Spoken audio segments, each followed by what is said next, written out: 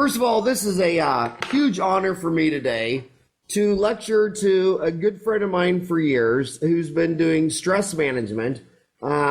She has a course on Dental Town, an online course, Stress Management Dental Office. But Jen, you've been published 16 times in Dental Town, and as a, I think the reason we were able from 1994 to 2014 to build the most successful dental magazine in dentistry, if you measure by direct request. I mean, more dentists sign the card and say, yeah, I want this. Because we go by data. Instead of the old world where an editor says, I have a gut feeling this is good. Guts are filled with intestines and whatever's in intestines, and we don't go by that. We go by when these magazines are mailed to an office, they're also printed online, and we get to measure not only the view, but how long do they stay on the article? I mean, did they just view, go in, and they're gone in 5 seconds, or do they read the whole thing? And then more importantly, do they comment afterwards? And I'm embarrassed to say this because I own the magazine, but actually you and Doug Carlson are actually more popular than me and Tom Giacobbe. So me and Tom Giacobbe should be thrown away. And your buddy Doug, you know who I'm talking about, Doug Carlson. And I want to thank you for your thousands of posts on Dental Town, but this subject hits me very hard because we both live in Phoenix, and I think last year 3 dentists killed themselves.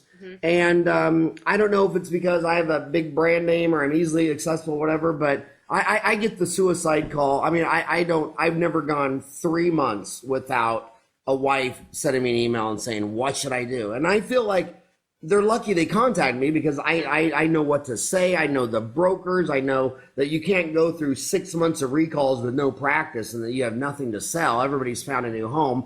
And a lot of dentists get stressed out about, which bonding agent they should use. But some dentists hang themselves by their ceiling fan. And I had you come into my office last Christmas, which was an awesome Christmas present for the office. We got 50 employees. And they loved you. They worked you. I still always hear them say about staff meetings or this, that. Well, Jen Butler says blah, blah, blah. Well, Jen Butler says blah, blah. In fact, we just had a meeting last week with the 4 dental assistants, and there was a little bit of drama going on about something, who's in charge of this or that. And people are still quoting you. And I want to start this conversation on the dark side that there is stress in dentistry. We do not have the highest suicide rate. That's garbage. The military now dwarfs everything. I mean, God, they're killing themselves while they're under suicide watch. I mean, right. Those boys they got sent back way too many times for way too many years. They got more post-traumatic, but dentistry is stressful. Mm-hmm. And I think it's stressful at the beginning is for a couple things. Number one, my dad owned a Sonic drive-in. And if you ever worked in a Sonic drive-in from age 10 to 20, you see the happiest side of people because they're about to eat a foot-long chili cheese dog and tater tots and onion rings. I remember one time I was going to Disneyland, and everybody waiting in line is, everybody. You see the greatest sight of people. Then you go into dentistry, and they're in pain, and they didn't sleep last night, and they're broke, and you're going to max out their credit card. And sometimes when patients are stressing out or you're giving them a shot, I feel my heart rate go up. Mm-hmm. I feel myself getting tense. Sometimes I've got done giving a lower block and just stood up, walking out of the room and just went, And so if you don't listen to Jen Butler, someday you might be eating Vicodin, doing nitrous oxide, drinking your Listerine, and hanging yourself by the ceiling fan. This is absolutely serious. So Jen, why don't we start this conversation like and then the other side of the stress dentist is dentists were trained 8 years technically how to do root canals, fillings, and crowns. They weren't stressed on how to manage 5 people. And I don't want to say this because I don't want this to sound sexist, but the research is clear with monkeys and apes. When you look at other apes besides humans, gorillas, chimpanzees, orangutans, bonobos, female apes and female monkeys interact with another monkey or ape 5 times. That's right. For every one time a man does, and half these dental offices, the man is the leader. And they just did a study from the University of Chicago, which has the most Nobel laureates in economics. And they just did a study that showed the average man in America says 2,300 words a day, and the average woman is over 7,500 words a day. And I think that mathematically translates to complexity. If you're saying 3 times as many words and talking to 5 different people, and I'm the dentist, and what do dentists do after every procedure? They go in their office, they shut the door, and they just don't even want to deal. So so what's excellent about you is you understand the stress management side, but just as equally, you understand the practice management side. So here's a doctor. So I want you to start the conversation like this. I'm a doctor. I'm 10 years old. I am. And I got 2 receptionists, 2 assistants, and a hygienist. And there's just always drama going on. And the only way I can deal with it is to go in my private office and shut the damn door. And if I bury my head under the sand, and if it gets too much after work, screw it, I'm going to go home and watch ESPN and drink a 6-pack of beer. So start with that. Well, I think the important thing that you recognized is that typically it's the male doctors that have a tendency to do that. Men have a tendency more to seclude themselves, not want to engage. Females statistically want to gravitate towards others. So that's why you actually see a higher depression rate in men, but go untreated. You'll see a it's treated with Budweiser. Yes, it's suppressed. It's suppressed, but not necessarily treated. So the first thing I would say is get on Dental Town. Honestly, it's connect with someone somewhere. And if you don't have the energy to engage in a conversation, get on Dental Town, get on the message boards, start messaging, start reading through. There's a lot of doctors out there that have been where you're at, regardless of where you're at. Right? So get on Dental Town, start reading the threads, post a thread. If you don't want to go public, go private. Pick a doctor that seems to be where you were and send them a private message. But going and can they send you a private message? Or send me a private message. Absolutely. I get them regularly. I can't say I get them often, but I do get them regularly. And if they're not on Dental Town, can they email you directly? Yes, absolutely. I put out my cell phone number and my email address publicly all the time. Well, give me your email right now. Right now it's Jen, Jen, at jenbutlercoaching.com. JenButlerCoaching.com. JenButlerCoaching.com. And my cell phone number, 623-776-6715. I just tweeted today and put it on Facebook today that people don't die of suicide. People die of depression by suicide. And that's a significant difference. You know, I think Robin Williams' death is really bringing that discussion to the forefront. But getting back to the doc that's sitting in their office, get on Dental Town, start reading, start connecting with people. Don't be. No, I'm going to go back. I'm going to enter your cell phone. By the way, 50 podcasts, and you're the first one that gave out their number. I don't know if you're deserve a reward or if your husband's going to shoot you when he finds out. What was that number again? 623 776 6715. And the important thing, so get on Dental Town or call me. The thing that I want to make very clear about me is my intention is to help dentists live a stress-free or stress-less life, right? I don't charge for phone calls. I don't charge for emails. If you need to reach out and I'm the only one that you can do so, there's no fee for that. I want to make that very clear to anyone watching or listening. And Jen, in our backyard, you've seen the suicides too. Oh yes. I've attended the funerals. You know, I'm very lucky. I work with clients privately one-on-one on coaching. Many of them start at the point where I'm their last ditch effort. They're all dentists. And I have statistics to show that through coaching, even just over the phone, sometimes I've never even met my clients. And I have the statistics to show and the personal testimonials to prove that you don't have to live like this. Dentistry is not inherently stressful. You can learn to manage being a dentist. You can learn to love being a dentist, being a leader, working with women, or working with difficult patients. I actually present and talk a lot about how to work with difficult patients. And let's get the dark side out of the way first. When a dentist usually kills himself, what or is it like one type of scenario? Is it basically two? Is it basically three? I mean, what is a typical scenario to where they end up dead? it's that they feel like there's no hope. I mean, ultimately, that there's no hope. But That I mean, like, what percent of it is? A lot of it substance abuse? Is a lot of it just stress? Is a lot of it it's mental illness? 86%. This is a true, accurate number in the United States. Multiple research studies. I know you're a research guy. Multiple research studies in the U.S. by the ADA, the AGD, the Census Bureau have put out studies in dentistry because of that claim that dentists have one of the highest suicide rates. And doing research on the health and wellness in dentistry, 86% of dental professionals self-proclaim that they have high, moderate to severely profound stress levels. 86%. Howard, so every time you go and speak in a room, think to yourself in that moment, 86% of these doctors listening to me right now have high, moderate to severe stress. Every 86% of townies that attend townie meeting, the people sitting in that room, the thousands of people, 86% of them. And the reason that, in my opinion, the reason that it perpetuates so much is because we're not talking about the right issues. You know, there's lots of dental consultants, and many of them are my very good friends, and they come in and they work on process and systems, which help to reduce stress. Well, I argue that you're not helping to reduce stress. What you're doing is you're possibly eliminating a stress trigger or a stressor for that dentist, but you're not teaching them how to reduce stress. You're not teaching them how to manage stress. You're not teaching them the fundamentals and skills on what it takes to do that. Now, every office needs process and systems to be fiscally and business and have successful business growth. But if we really are calling a spade,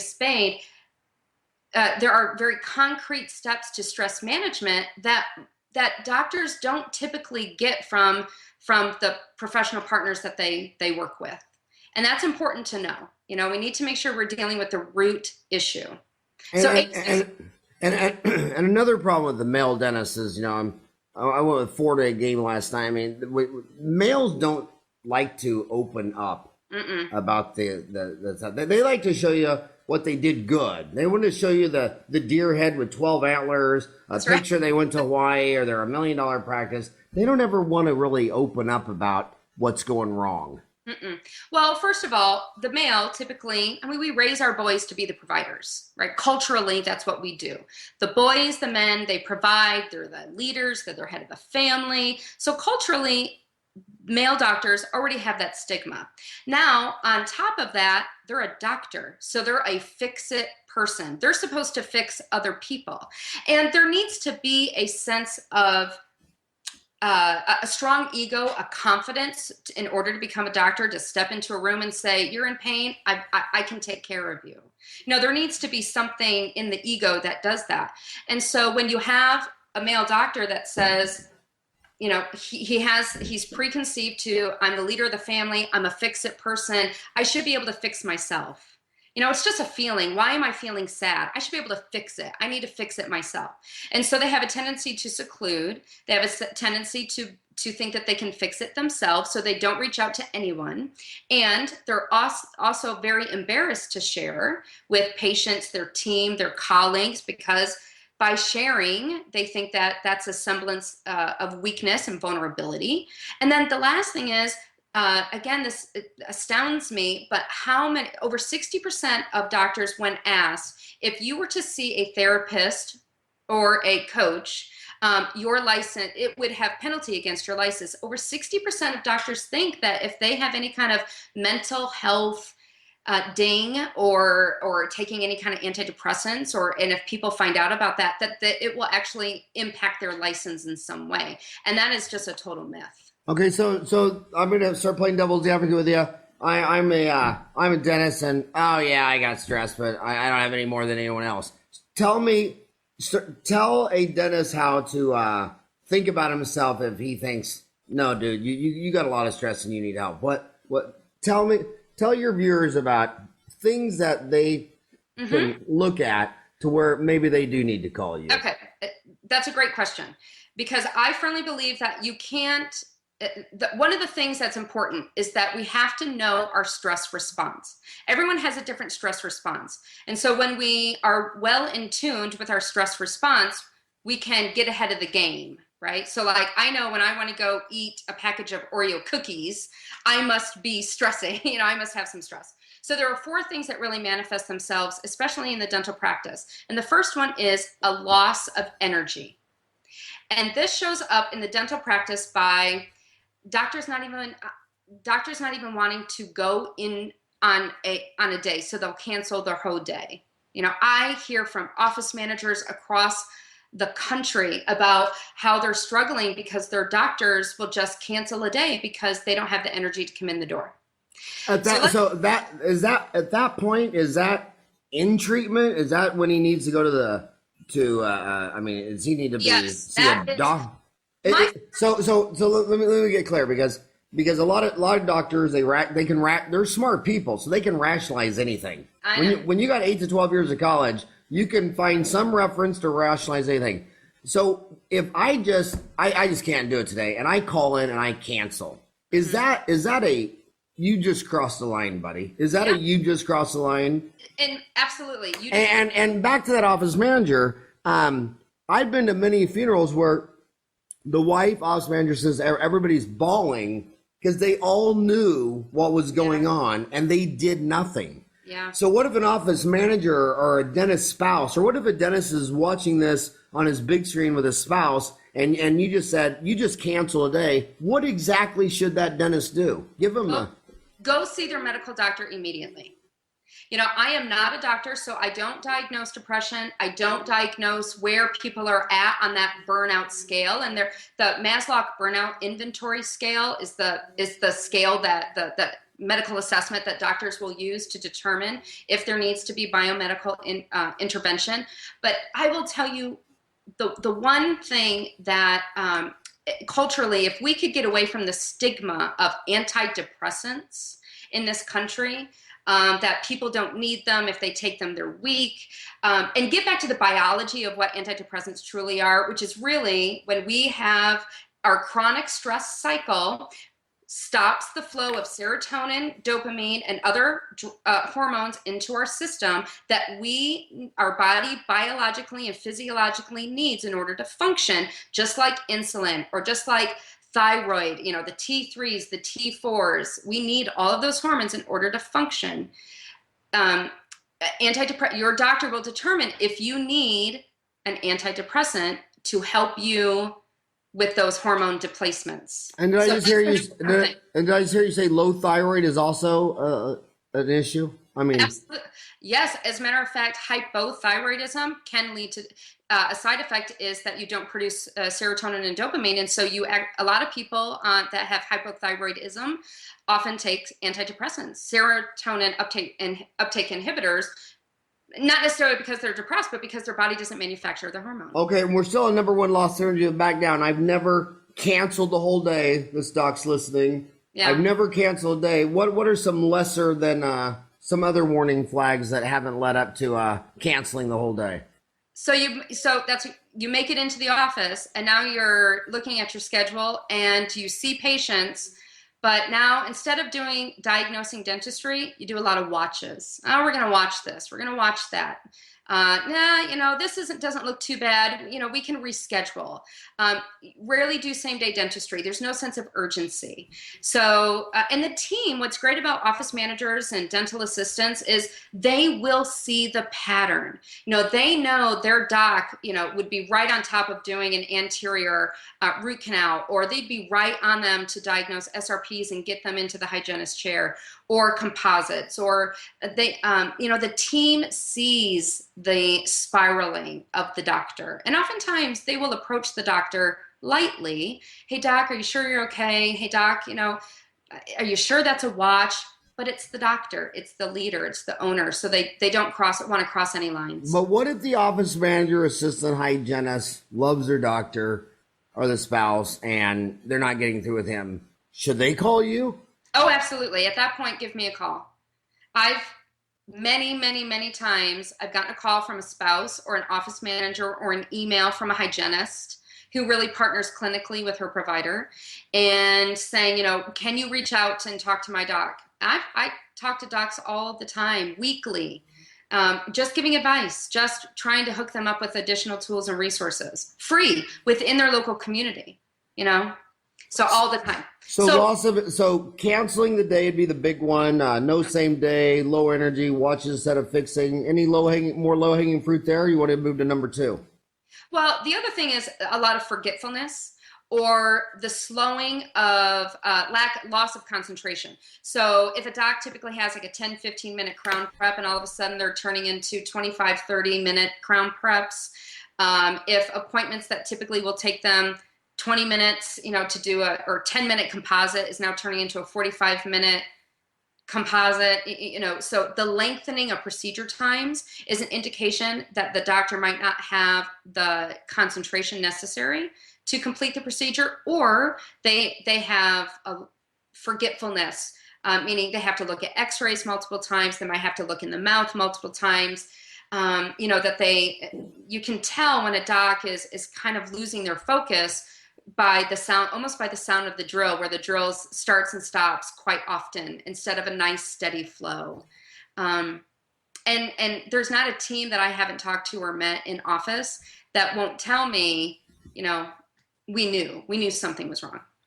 Okay, so you said 4 things. What's number 2 then? Loss of energy is number 1. What's number 2? Loss of energy. So loss of concentration. That's number 2. Loss of concentration. Loss of concentration. Absolutely. And how does he loss of concentration? So they have to go back and forth to the chart, the X-rays, Yep. the mouth.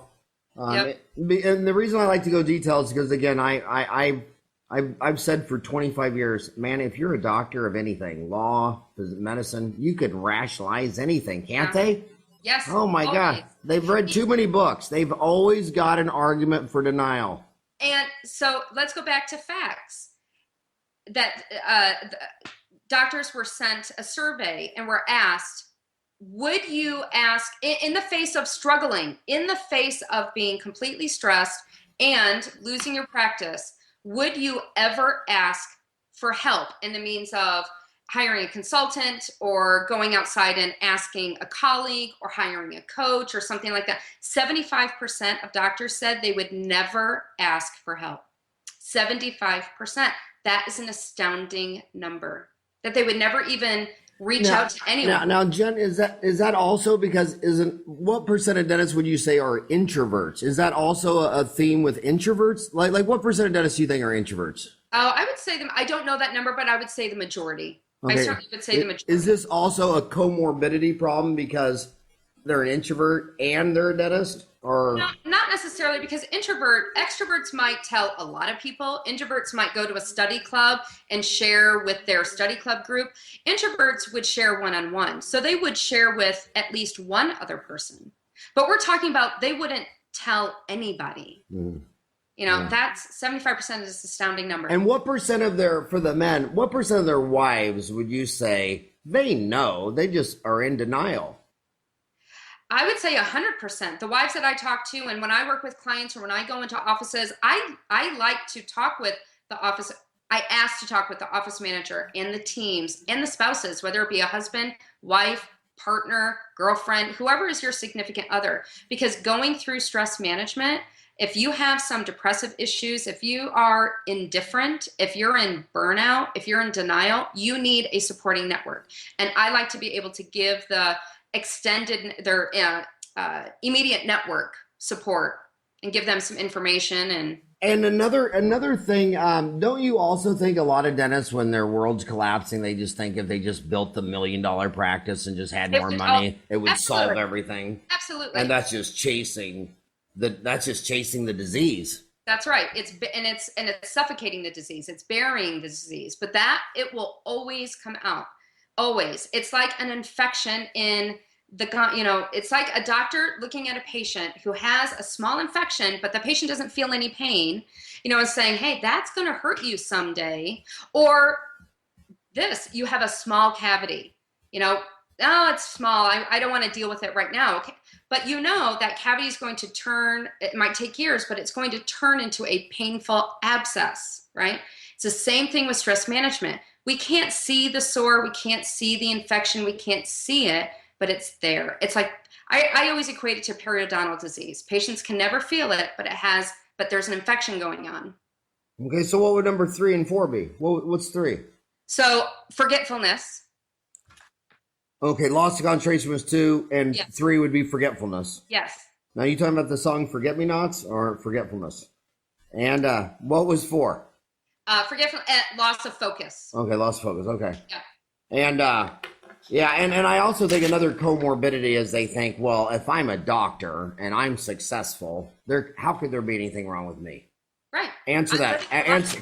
So I want to get back to that denial is not a river in Egypt. I want you to punch harder between the eyes about telling this doctor how can convince this doctor that it's too much. He needs help. He needs stress management. And let me tell this. I think a lot of doctors they might not want an office manager. They might want a consultant because they don't want anyone to find all the problems in their office. They just want to live in this delusion that I'd rather just bury my head in the sand.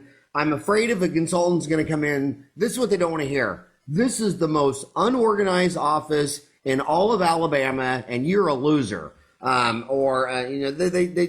rather not deal. They don't want to find out how bad the problem is. And I'm the opposite. I believe in total transparency that if you have a problem, just by taking it out of the closet and presenting it to your whole team, now you got your whole team working on it. Right. Exactly. So I've always been a big deal. And when you came in, Lori's the president of my company. She was telling me, you were working on issues that me and Lori didn't even know existed. And some of the girls, I mean, you impacted so many of different teams, or we didn't know that was an issue. And in fact, Lori and I were talking the other day, we think we want to have you come back again just to focus on one team. We want you to just take, instead of everybody, we just want you to work on one team. And email me on that because I will. We do want to do that. But so I got we're half done. We're 30 minutes down. Give them more stress management tips. Well, some more stress management. No. I shouldn't be late. Go where you want to go. Well, you want to say punch it between the eyes. If you've got that doctor that is sitting there in denial, thinking that the answer to his or her prayers is just, if I could just have the $1 million practice, if I could just get, if I can hit to 2 million, if I did 3 million, if I can get to that second practice, multiple practices, whatever that next thing is, that's going to be the answer to their prayers. And unfortunately, that is 100%, again, a myth. But it's cultivated by the culture that there is in dentistry. When you go to study clubs or when you go to conferences, people are leading with, well, how many offices do you own, and what did you do this year, and what kind of X-ray machine do you have, and oh, this is what I'm doing in my office. Are you doing mini implants? Are you placing? It's always the one-upmanship, and it's so superficial. And that's fine. That culture is fine, but it's about creating a balance. Is where then do you go where you can really talk about, I don't identify them as problems. I have a mantra, actually, that there are no problems, only opportunities. I really do believe that there are no problems, only opportunities, because I truly do believe that. So when you are walking through your office and you see an opportunity, the more opportunities that you can identify, that creates a positive perception about problem solving and solution. Me being a dentist and hanging out with these guys forever, I'm gonna throw, no offense to the women dentists, I just think the men dentists have a much bigger problem with this. Is that a fair assessment? No, that is a statistical fact. Okay, so yeah, the men have a much bigger problem. So now I know the second thing the men are gonna say of it. I had a consultant the other day tell me that she's always amazed that a lot of dentists are too embarrassed to have a consultant come in their office, right? And she was telling me that the most successful practices in the world are the ones that was getting consultants. In fact, I remember one time I was having dinner with Jerome Smith, who's probably got the number one most efficient implantology practice. He's in Middle AFL. And we were sitting there having dinner, and he was talking about a consultant that came in his office, and the guy said to him, well, why would you have a consultant come in your office? And he goes, that's why I'm successful. I have one in every year. Every year, I've never had a consultant that didn't come in and generate a return on investment. And what you see here is 30 years of a consulting visit every year for 30 years. We had you come in and all that stuff. But I'm going to get to the second thing I know this dentist is going to say. Well, Jen, it ain't me. You see those 5 girls over there? They're crazy. That's right. They're nuts. And I would be stress-free. I'd never throw an instrument. I'd never have to go home and drink a beer if it wasn't for those 5 crazy ladies. And Jen, sometimes that might be true. So talk about that. Is my stress causing them to be crazy? Is their craziness causing me? So I want to. We're half done. Move into HR. Move into HR because there's a team here.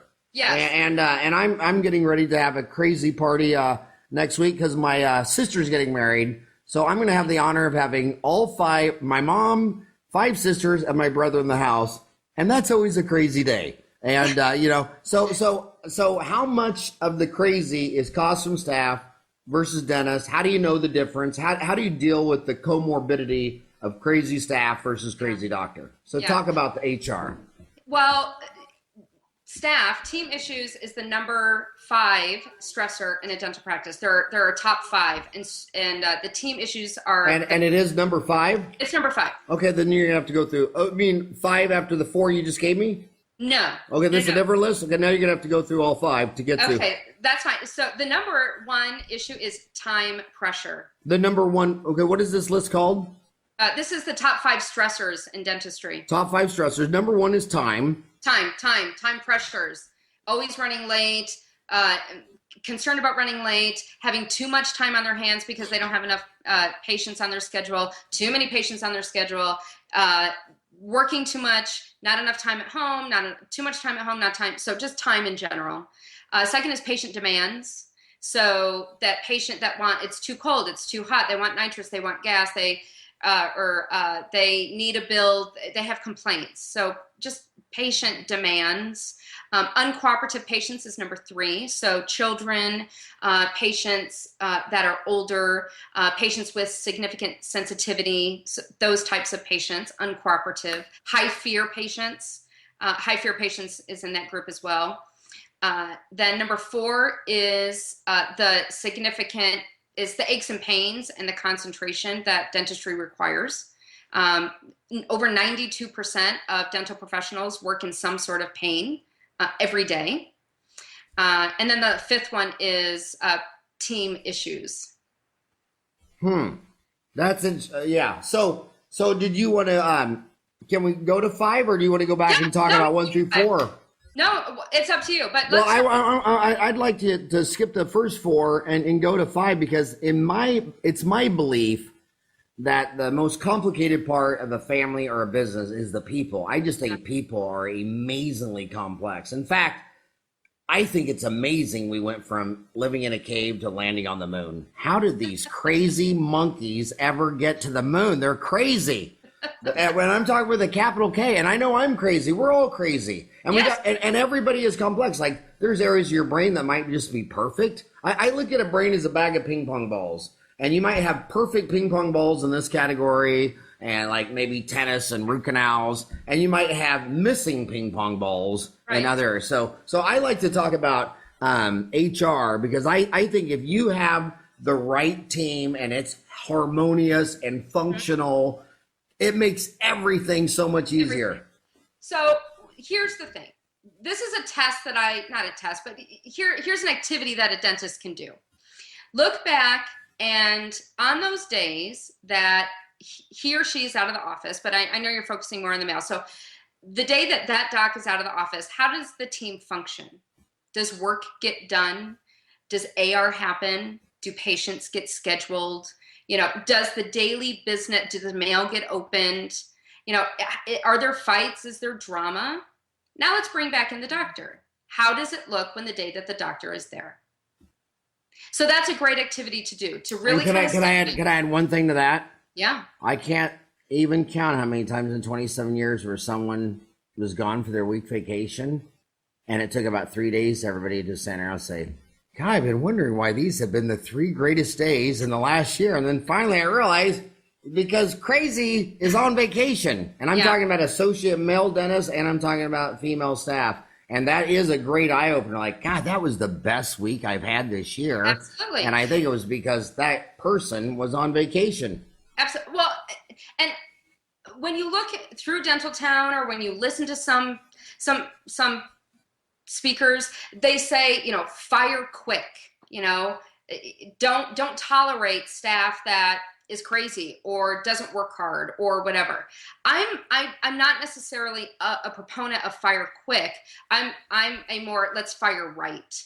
Let's hire right, fire right. Because it could be the doc. It could be that the doc is sitting in his office, not engaging with the team. It could be that, and I consult in offices as well. I've been in hundreds of offices, and I've witnessed hundreds of huddles. I know what it looks like that the doctor doesn't show up for huddle. Doctor shows up 20 minutes after the first patient's arrived, and just kind of comes in and takes the path of least resistance, is what I say. That's going to upset some team members. So what comes first? It's hard to say. But what I do know is firing all your staff because they're stressing you out is not the answer. It's just not the answer. You might need to fire one person, maybe even 2, but then you also need to balance that out by learning how to hire right. But here's what, a lot of times when I lecture, the doctor is out there at a booth looking at some deal and some assistant, and they always come in twos, and they never ask you by themselves. I've noticed in lecturing 1,500 times that men go pee by themselves at the break. Women always have to go potty in twos, and they always have to come up to me in 2s or 3s. And this is the most common thing they'll say. And they'll give me several examples. They'll say, well, when we have to remake a crown, the dentist goes crazy, and the lab man says that he deals with 15 doctors and he gives the worst impressions. His preps doesn't have, but everybody's afraid to talk to the doctor. So then they come up to me and say, "Will you talk about crown preps and this and that?" And I'm like, "Well, that's a Band-Aid on a problem." I mean, I told my lab people up front back in '87. When I had to re-impress one time, I said, and by the way, this in '87, I said, are my crown preps really good?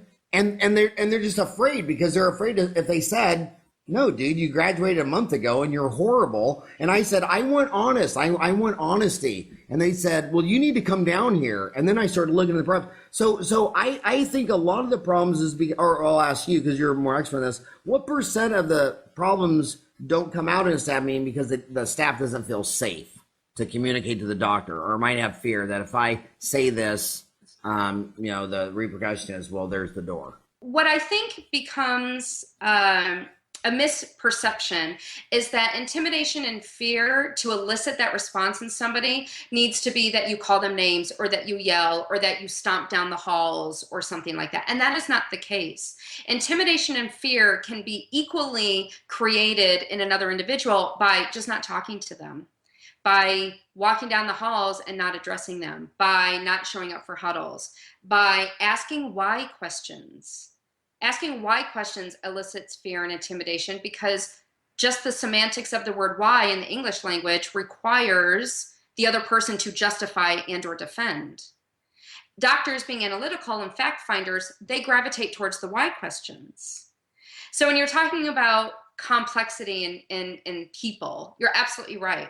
So one of the things that I speak about a lot is that some things that create stress or tension or fraction is really just people being people. Like doctors are analytical, they're going to ask why questions. They're going to want to know the facts first. It's not personal. It has nothing to do with you. And when a team knows that, they can go, oh, okay, I can accept that now. But it's the not knowing, it's the not understanding that they then misinterpret as they're coming at me, they're attacking me, I need to defend myself to them, when that is not the intention or the case. So. Yeah, yeah, and even in clinical, it can be upsetting when assistants start telling you that filling we did. Okay, well, who's we? I mean, there's 3 doctors in here, but yeah. So that doctors like facts first. I'd rather an assistant come up and said, okay, this patient, tooth number 30, Right? in the order. Don't start telling Right. me a 2 cents of the hot and cold, and I don't even know what tooth. So yeah, dentists are a tough breed. Okay, so back to the team members. So I'm a dentist. I've got staff.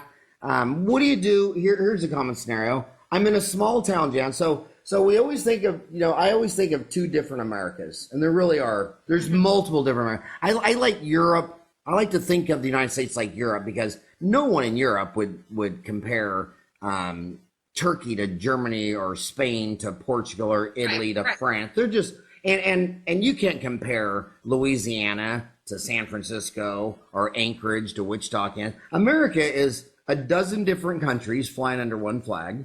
Right. And then number 2, we got 2/3 of the dentists in the 117 towns, over 100,000 people, the big urbans.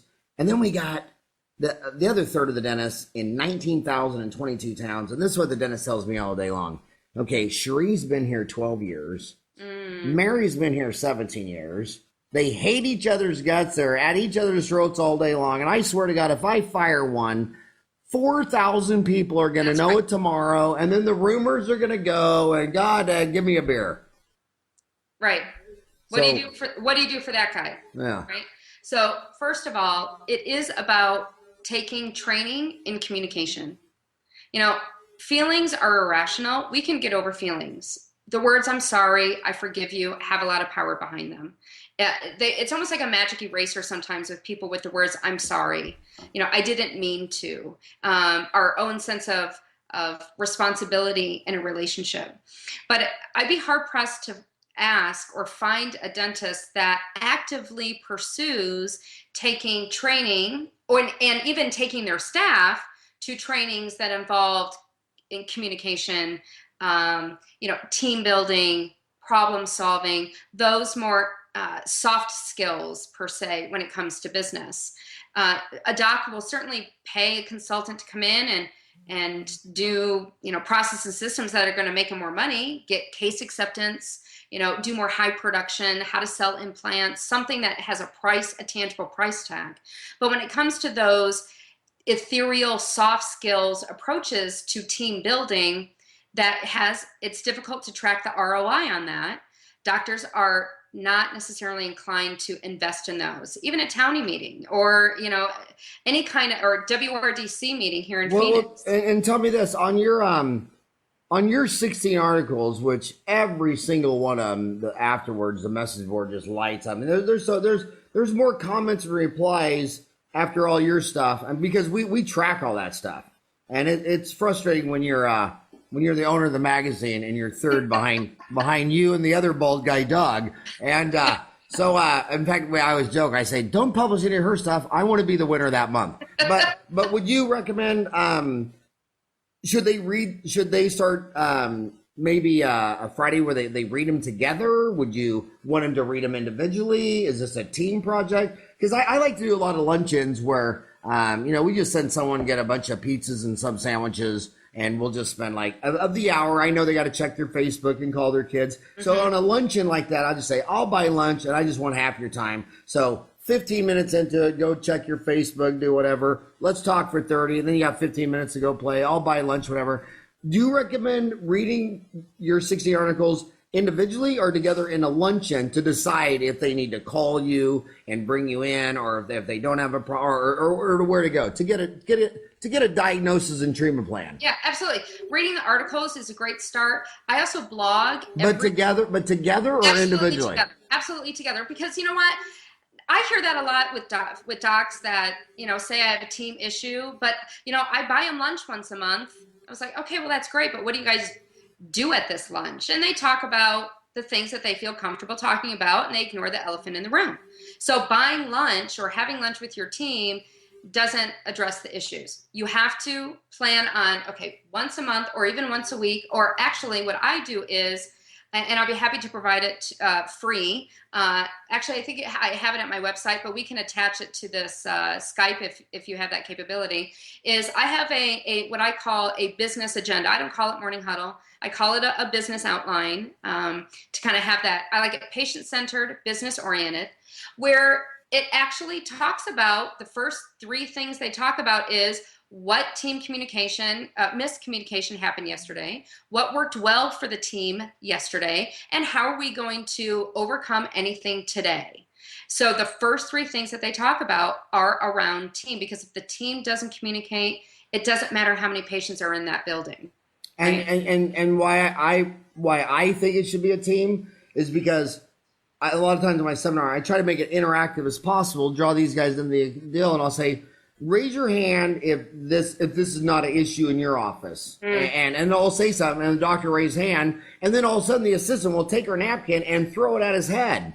Like, are you kidding me? You just raised your hand? And the doctor's like, he has no idea that this person that's been sitting next to him in the same operatory for 8 years feels exactly the opposite of what he just raised his hand to. Completely oblivion. Exactly. And part of that is having to do with, and actually we've alluded to this a couple times, is that curse of perfectionism that runs so rampant in dentistry, and it's cultivated in dental. Well, it's cultivated at a younger age when even your 4 years of undergrad, you have to be perfect or strive for perfection just to get into dental school. And then when you're into dental school, your instructors have no problem putting you down if your margins are off just by the slightest little bit, we're talking millimeters. So it really fuels that idea of perfectionism. And so if anything isn't perfect, anything, including the team, the communication, the margins, the crown preps, it doesn't matter. If anything isn't perfect, it's a hard pill to swallow. It goes against the grain of who a dentist is. And you know what? I used to listen to people like, the older guys that would classify patients A, B, C, D, and F. And when I've seen dentists throw an instrument before because his margin wasn't quite right and perfect, and he's running behind, and the patient hasn't had a cleaning in 3 years, came to the office with a 64-inch thirst buster, and I'm like, this person doesn't give a crap, you know what I mean? And he's drinking a Coke in a dental office operatory, which is like bringing a bong to church, you know what I mean? And why are you stressing out on doing C acceptable dentistry on an F patient? Now, if Jen Butler is in my office or a dentist, I work on a lot of dentists, I'd get it right and I nail it because that guy really values it and will really take care of it. But you shouldn't be stressing out on clinically acceptable dentistry on people who don't give a rat's rear. And I mean, in fact, the other joke at her office is every single person that's ever asked me about how much radiation are they going to get from the x-ray had a pack of cigarettes in their pocket. I'm like, really? You even care? Who cares? Well, anyway. It's the perception. Unfortunately, it's the perception of what dentistry is. In the patient's mind. So Jen, and I've only got you 10 more minutes. You said something profound I never heard. You always hear hire slow, fire fast, and you say hire right, fire right. And in the last 10 minutes, any more tips on HR? I mean, so the dentist, he's got 5 people. They're stressed. More tips on how to handle this. How do I? And they also tell me this. They'll tell me at the bar, God, I just wish I could tell my hygienist, blah, blah, blah, blah, blah. And I'm sitting there thinking, dude, you give her a paycheck on the 1st and 15th. You can tell me at a bar, but you can't tell your hygienist. How come I give this person money twice a month and I can tell my friend Howie and I can't tell my hygienist? Right. Well, what's that all about? Well, first of all, it's that perception that doctors don't think that they can be part of the crowd, be part of the team, that they have to somehow, being a leader somehow separates them from the team. And that notion is an incorrect perception. Being the leader means that you are the biggest part of the team, not that you are separate from the team. And so team members talk, colleagues talk, everyone. I always like to imagine that, or I always talk about that teams are a circle, they're not a pyramid. And everyone has a piece of that pie. Everyone has a piece of that circle. Some have a larger piece, some have a smaller piece, but everyone has a piece. And if it's a bicycle wheel circle, if one spoke is broken, then that wheel is going to fall apart. So you talked about HR, about team issues. So the first thing that I have a step process on how to hire right. First of all, screen lots of resumes over the phone. Have predetermined questions that you're going to ask over the phone to do a pre-screening. And part of those questions needs to be about how do you work in a fast-paced office? How do you work in a slow-paced office? The doctor or the office manager, whoever's taking those resumes, has to understand the environment in which their office works best. Some offices that I consult in, they work best with a slower schedule because they get higher case acceptance, or that their patient base has higher production required, or that's needed, right? So they work a little bit slower. With other offices, they work at a faster pace because their patients are maybe more affluent, have better oral care, so they have more patients on the schedule. So it is important for the doctor and the office manager to know, how does their office environment work best? How are they the most productive and efficient? And then screen people based on that over the phone. So second is have several in-office interviews. Several. So at least 2, better 3. First with the office manager, second with 2 to 3 team members, the dental assistant, the hygienist, the office manager again, and then the last person should be the doctor. Okay, early an hour ago, you said that a line you cross in the sand where you need to raise your hand for help is when a doctor just wakes up in the morning and says, I can't do it, and just cancels the day. Mm-hmm. What are red lines that staff cross where you need to evaluate? She's crossed a line. I need to get a consultant. I need to talk. Something that. What are lines that staff do? Or sometimes people call them insubordination or talk back. I hear that a lot. My staff talks back or is snippy or disrespectful to me. When people, first of all, that's an indication that someone has high stress. When they're irritability, it's one of the top 3 bodily responses that we have is irritability. What are they? What are some more? Irritability and what? Whenever you say you say top 3, my walnut brain instantly wants to know the other 2. So the first one people gravitate toward when they're stressed is sleep issues. Most people have some sort of sleep issues, either because they just can't seem to fall asleep or because they are worrying about, or they're running through their mind what happened that day, or they're trying to problem solve while they're laying in bed at night. So sleep issues. The second is stomach nutrition issues, right? They don't want to eat or they overeat. So which way they gravitate towards, and then irritability. Yeah, I still haven't figured out by age 52 what's a better stress solver, a Twinkie or a Ding Dong.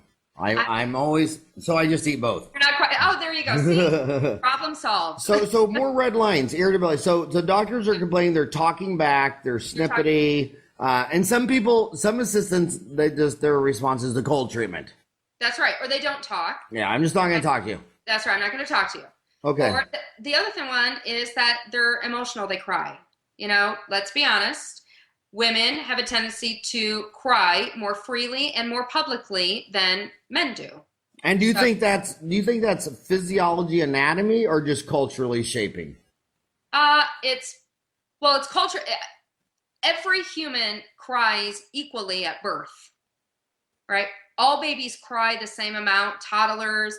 It is a learned behavior that males have to hold back the tears, and that girls or women, it's okay to cry in public. Yeah. Right? So, I did think that was weird at my dad's funeral when all 4 of my boys said, that's the only time I've ever seen you cry. And really? I thought, well, that's probably not a good report card. And this is one of the reasons why 56% of the American, or 51% of the American population has significant stress, is because we don't, as a culture, we don't let our feelings be known publicly. We always want to do things behind closed doors for a variety of reasons. But let's get back to that staff. So their irritability, they're snippy, they're disrespectful, they are giving the cold shoulder, or they'll write notes to the doctor instead of talk to the doctor or the other team members. They won't stay for lunch. They show up only when they are right or to start work. They leave immediately when they can punch out. They don't stay around for chit chat, and they are publicly emotional. They cry or something emotionally or publicly. So those are some key indications that there's something really going on with that staff member. So again, I'm more about hire right, fire right. I would want to have a conversation with this person. What's going on first? Are they having stress in their life, personal life, that they're bringing to work? Not to say that that's okay and should be tolerated, but does she need to take some time off, to go deal with things? Does she is there something going on within the office that we can support her by additional process and systems? Does she need more training in something?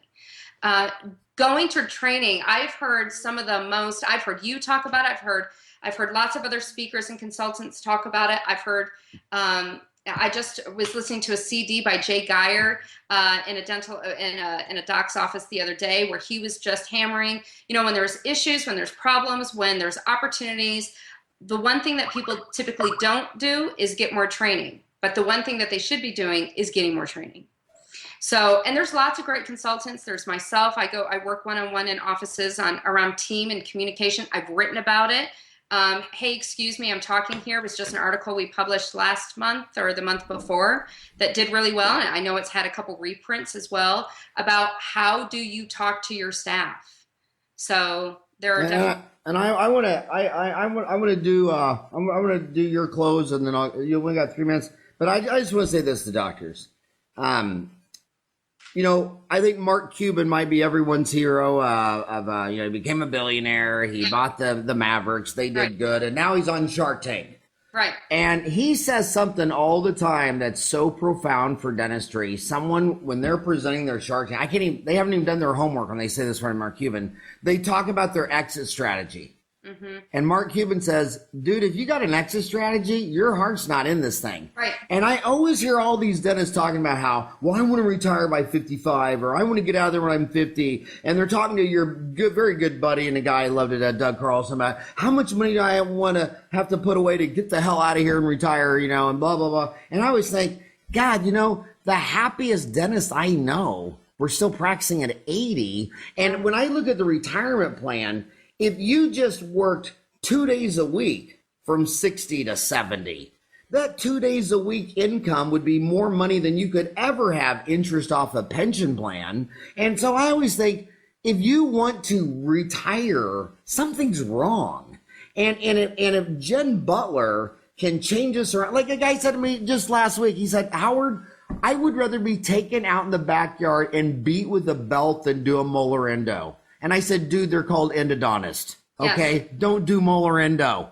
I would rather do molar endo than play 18 holes of golf. I mean, you're Stevie Wonder, Ray Charles, picking a lock and this 3-dimensional thing, and it's just a mind trip. And the number one thing I get after molar root canals, when I stand and look at the clock, I'm like, oh my God, where did that hour go? I thought I was in there for 3 minutes, and it's an hour. So if you can get Jen to come in here and make it so you want to come to work. It's the same reason with toys. I don't like it when doctors badmouth toys, because I raised 4 boys, and if I threw them in the sandbox and there was nothing in there, they'd get back out. But if they had Tonka trucks and pails and shovels, they'd play all day long. If a doctor wants a laser or a CAD cam or a CBC, if he wants a toy, give him a toy. Because if he's running 20 red lights on the way to the office to play with his laser, awesome, Right. And I believe that when you want to retire by a certain date, that the best money you could get is have Jen Butler come into your office and figure out even that date that you're talking about. It's 5-10 years off. So you're going to be miserable for 10 years just so you can get out of there at 55. Why don't you recreate your environment so you're with the people you like, you're communicating functionally, you're happy, you're healthy, because the longer you want to play, the dollars are going to stack up. Absolutely. And I'll give one hero advice to this. I just talked to my buddy the other day, Bob Ibsen. He founded Denmat. He founded Rembrandt. He's 81 years old. He sold Rembrandt. And I know I'm not supposed to disclose the number, so I'm only telling Jen Butler. Everyone else covered theirs. It was $250 million. Oh my gosh. He's 81 years old. You know what he does Monday through Friday? Goes to work? Goes to work at the dental office. And he's got so much money, he can't really afraid to be sued. So you know what he does? He just does volunteer dentistry on homeless people and girls in shelters where they sign a release, hey, I'm 81 and you didn't give me money. This is all charity. And he calls me and tells me that cases he did at 81 years old. And I'm thinking, and I'm going to ask you this question. What percent of the dentists, if they had $250 million in the bank, like Bob Ibsen, would just never go to their office again? What percent? Well, of the stressed ones. I can tell you that 22.1% of dentists right now today are in complete and full burnout. An additional 31% are on certain burnout. So at least 50%, over 50% of the dentists practicing today are not wanting to go to the office. That I can for sure tell you. And if you're that 50%, I can vouch for Jen Butler. She's the rockin' real deal. She's in my backyard. I know a gazillion townies that you've changed your life. And if you're in that 50%, if you don't call Jen Butler, hell, she gave you her damn number. Say it again. 623-776-6715. And you're the only consultant I can say. That a lot of consultants make dentists faster, easier, more efficient, high quality. But Jen Butler, you actually save lives. I do. You know what? I can say that honestly because my clients tell me so. Yeah. Honestly. So thank you for not only all that you do for dentistry and all that you do for dental town, but for saving lives in dentistry. Thanks, Howard. All right. Thanks a lot for sharing an hour with me on my birthday. I know. Happy birthday. All right. Have a good one. You too.